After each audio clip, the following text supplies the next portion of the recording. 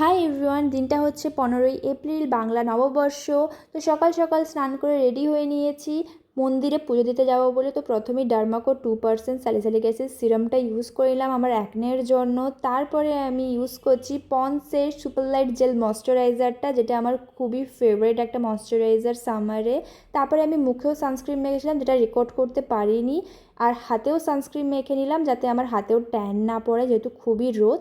তারপরে গালে একটু পিঙ্ক পিঙ্ক ব্লাশ লাগিয়ে নিলাম আর ভালো করে ব্লেন্ড করে নিলাম। তারপরে চোখে আমি মাস্কারা আর লাইনার পরেছিলাম আজকে।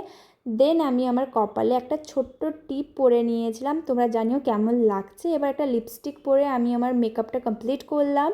তারপরে আমি আমার কানে একটা ঝুমকো পরেছি, জানিও ঝুমকোটা কেমন লাগছে, এই ড্রেসের সাথে মানিয়েছে কি না।